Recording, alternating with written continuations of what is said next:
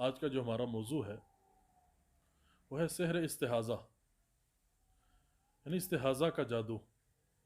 اس جادو کا تعلق عموماً عورتوں کے ساتھ ہے، اس کا تعلق جن کے ساتھ ہی ہے، یعنی عمل کرتا جن ہے۔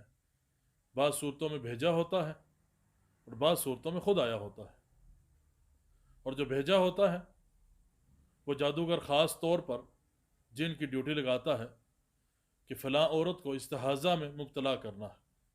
چونکہ شیطان انسان میں خون کے ساتھ گردش کرتا ہے، اور یہ بات حدیث سے بھی ثابت ہے، صحیح بخاری صحیح مسلم میں ہے۔ جناب رسول اللہ صلی اللہ علیہ وسلم ارشاد فرماتے ہیں، الشیطان یجری من ابن آدم مجری الدم، کہ شیطان خون کی طرح انسانی جسم میں گردش کرتا ہے۔ تو جب وہ جن رحم میں پہنچتا ہے تو وہاں ایڑ لگاتا ہے۔ اس بات کا ثبوت نبی علیہ الصلوۃ والسلام کی روایت سنن ترمذی، مسند احمد وغیرہ میں موجود ہے۔ یہ شیطان کے ایڑ لگانے کی وجہ سے اس سے کیا ہوتا ہے؟ خون جاری ہو جاتا ہے۔ اس کو استحاضہ کہتے ہیں۔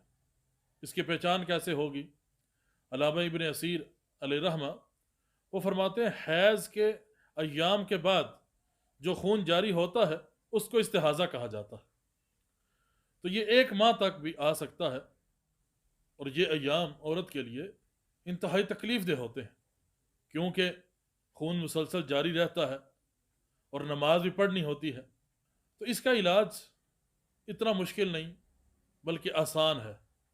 اس کے علاج میں وہی چیزیں ہیں: نماز کی پابندی، صبح و شام کے اذکار، رات سونے کے اذکار، اور پانی پر رقیہ پڑھا جائے، پورا دم کیا جائے، وہ پانی پیا بھی جائے اور اس سے غسل بھی کیا جائے، تقریباً 3 دن تک اس کے ساتھ غسل کیا جائے، اور کوشش کی جائے وہ پانی نالی میں نہ جائے، کیونکہ اس پہ رقیہ پڑا ہوا ہے، وہ کسی مٹی میں بہایا جائے، کسی گملے میں ڈال دیا جائے، یعنی نالی میں نہ جائے، اس کا کوئی اہتمام کر لیا جائے۔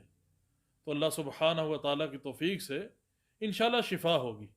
بلکہ ابھی ہم نے قریب ہی ایک عورت کو یہ مشورہ دیا جو اس بیماری میں، اس مرض میں مبتلا تھی، 3 دن سے پہلے ہی اللہ سبحانہ و تعالیٰ نے اس کو شفا دے دی۔ اللہ سبحانہ و تعالیٰ سے دعا ہے اللہ سبحانہ و تعالیٰ تمام مریضوں کو شفاء کاملہ عاجلہ نافعہ عطا فرمائے، اور ان کو یہ جو بیماری ہے ان کے گناہوں کا کفارہ بنا دے۔